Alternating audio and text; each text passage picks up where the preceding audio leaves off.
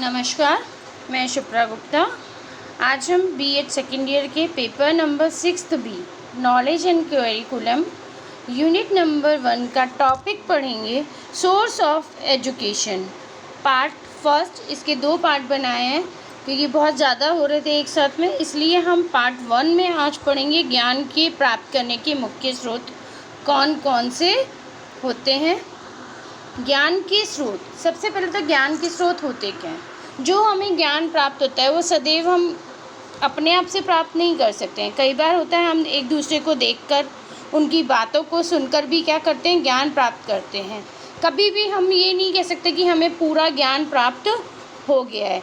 कोई भी बंदा केवल अपने ज्ञान के आधार पर आगे नहीं बढ़ सकता जब तक कि वह दूसरों से किए गए कार्यों से अनुभव प्राप्त ना कर ले, क्योंकि हम मनुष्य हैं जो जीवन में सदैव एक दूसरे को देखकर सीखते हैं। चाहे वो हम प्रत्यक्ष रूप से सीखें, चाहे हम अप्रत्यक्ष रूप से सीखें, प्रत्येक व्यक्ति अपनी मानसिक और शारीरिक क्षमता के अनुसार ही सीखता है, देखता है और अपना व्यवहार करता है। अर्थात जो कार्य करने की उसको लालसा और इच्छा होती है, यानी महत्वाकांक्षा होती है, वो उसी के आधार पे आगे बढ़ता है। हम चाहे कितना ही चाह लें कि किसी बच्चे को हम ये चीज़ सिखा दें, वो नहीं सिखा पाएंगे जब तक कि उस बच्चे की खुद की इच्छा नहीं हो।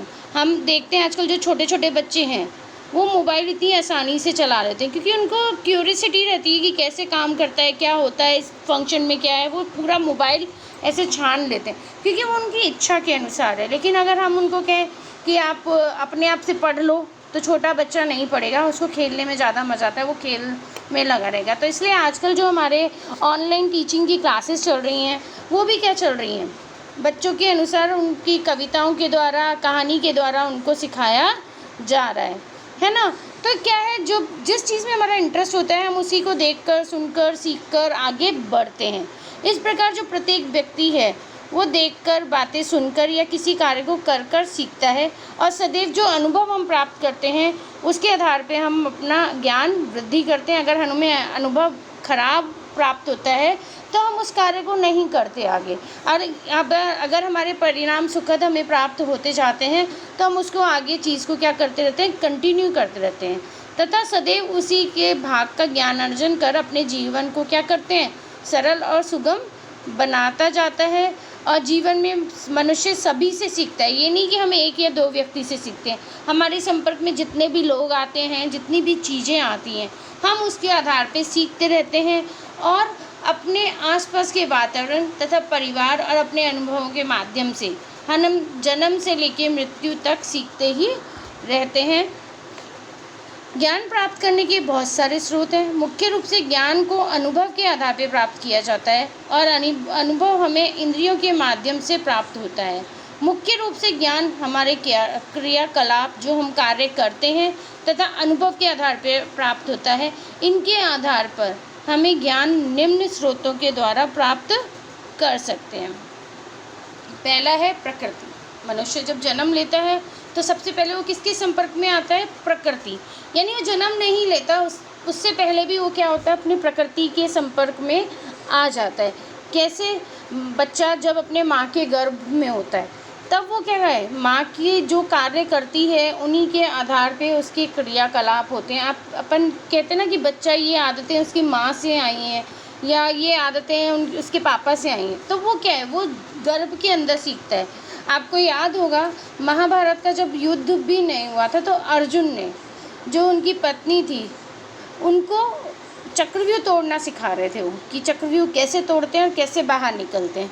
तो अभिमन्यु जो थे उस टाइम वो गर्भ के अंदर थे तो उन्होंने उसमें तोड़ना सीख लिया था। लेकिन जब वो अर्जुन थे उनको सुभद्रा जी को बता रहे थे कि कैसे बाहर निकला जाता है उससे, चक्रव्यूह से, तो उस टाइम उनको नींद आ जाती है। तो वो चीज़ वो जो अभिमन्यु है वो सीख नहीं पाते हैं।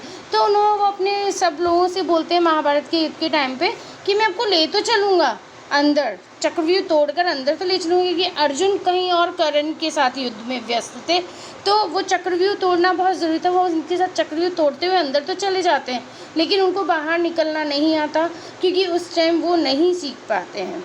इस तरह से क्या है, जो हम प्रकृति है वो हमें जन्म लेने से पहले ही सिखाना शुरू कर देती है।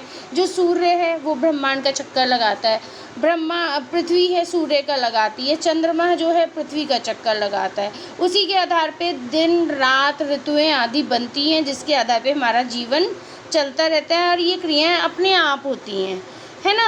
और प्रकृति क्या करती है, अपने नियमों का पालन करती है, उससे हम भी सीखते हैं और किस प्रकार से अपना जीवन भी ठीक प्रकार से चला सकते हैं। ये नियमों का जब हम पालन करेंगे तो नेचुरल बात है, हमारा जो जीवन है वो सरल और सुगम हो जाएगा। हमारे आसपास जो पेड़ पौधे हैं, नदी हैं, तालाब हैं, पर्वत पठार मैदान आदि सभी हमको अप्रत्यक्ष या प्रत्यक्ष रूप से चीज़ों को सिखाते रहते हैं।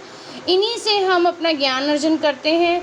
इस प्रकार प्रकृति हमें सिखाती है और हम सीखते हैं। नेक्स्ट है हमारा स्रोत पुस्तकें।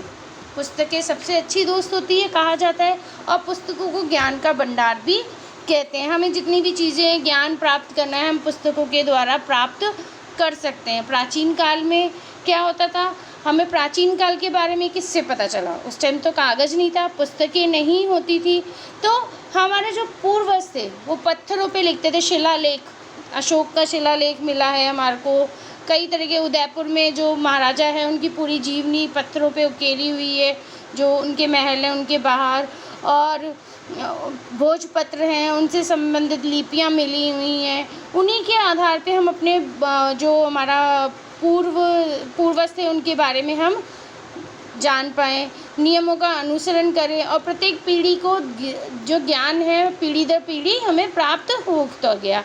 ये महाभारत आदि जो लिखी गई थी वो सबसे पहले उस पर भोजपत्रों पे ही लिखी गई थी, उसका कोई कागज़ नहीं था। आजकल तो हमें बुक्स के रूप में हमें महाभारत है, रामायण है, सब मिल जाते हैं। आधुनिक युग है तो हम इसके में कागज़ का प्रयोग करते हैं, पाठ्य पुस्तकों के द्वारा, प्रमुख पुस्तकों के माध्यम से अध्ययन करके हम अपने ज्ञान की वृद्धि करते हैं। हमें कोई भी किसी के भी चीज़ के बारे में जानकारी प्राप्त करनी है, उसकी हमें आज क्या पुस्तक उपलब्ध हो जाती है, तो हम पुस्तकों के द्वारा ज्ञान प्राप्त कर लेते हैं और अब खरीद कर भी पढ़ सकते हैं। और आजकल तो डिजिटल ज़माना है तो हम ई लाइब्रेरी के द्वारा या ऑनलाइन लाइब्रेरी के द्वारा भी उन बुकों का अध्ययन कर सकते हैं जो हम खरीद नहीं पाते। कुछ सब्सक्रिप्शन चार्ज होते हैं, वो देकर हम उनको बुक को क्या कर सकते हैं, पढ़ सकते हैं। लास्ट में है इसमें साक्ष्य आता है। साक्ष्य क्या होते हैं, जो कुछ अनुभव होते हैं दूसरों के जो सिद्ध करते हैं उनकी बातों को, तो वो क्या कहलाते हैं, हमारे साक्ष्य कहलाते हैं। हम दूसरों के अनुभव, उनके जो उनके द्वारा आधारित जो ज्ञान होते हैं उनके द्वारा अनुभव प्राप्त करते हैं, वो क्या करते हैं, साक्ष्य द्वारा प्राप्त अनुभव होता है। साक्ष्य में जो व्यक्ति होता है वो स्वयं निरीक्षण नहीं करता कि उस बात की सत्यता है या नहीं, वो दूसरों के निरीक्षण के पर ही जो तथ्य हमें ज्ञात होते हैं उन्हीं को मान लेता है। तो इस प्रकार जो हम कह सकते हैं कि किसी अन्य के अनुभवों के द्वारा जो हम सीखते हैं वो हम साक्ष्य के द्वारा सीखते हैं। किसी अन्य द्वारा किसी भी वस्तु का ज्ञान देना, हमें समझाना, बताना और उसी बात को हमें एज इट इज़ मान लेना, वो क्या कहलाता है, साक्ष्य कहलाता है। हमारा भौतिक वातावरण जो हमें प्रकृति के साथ कार्य करना सिखाता है, जीवन को सुचारू रूप से चलाने के लिए उद्यत करता है, प्रेरणा देता है, वही क्या कहलाता है, साक्ष्य। क्योंकि हम जो चीज़ देखते हैं उसी को ही मानते हैं। हम कई बार सुनी सुनाई बातों को नहीं मानते, हमारे पास जिस चीज़ का प्रूफ होता है उसी को मानते हैं। साक्ष्य है, हम जो हमारे न्यायालय हैं वो साक्ष्य पे आधारित होता है, साक्ष्य के आधार पर ही वह निर्णय देते हैं। साक्ष्य के आधार पर ही वकील, जो पुराने, आप मानेंगे नहीं, जो से कोई भी वकील है कि उसके पास कोई केस आता है तो वो उससे रिलेटेड अन्य केसों की स्टडी करता है कि उसमें कौन कौन सी थ्योरीज़ या कौन कौन सी धाराएं यूज़ करी है। यानी पहले जो केसेस के निर्णय दिए गए हैं उनके आधार पे वो अपना केस तैयार करता है। तो इस तरह से जो हम ज्ञान प्राप्त करते हैं वो क्या कहलाता है, साक्ष्य के द्वारा ज्ञान प्राप्त करना कहलाता है। धन्यवाद।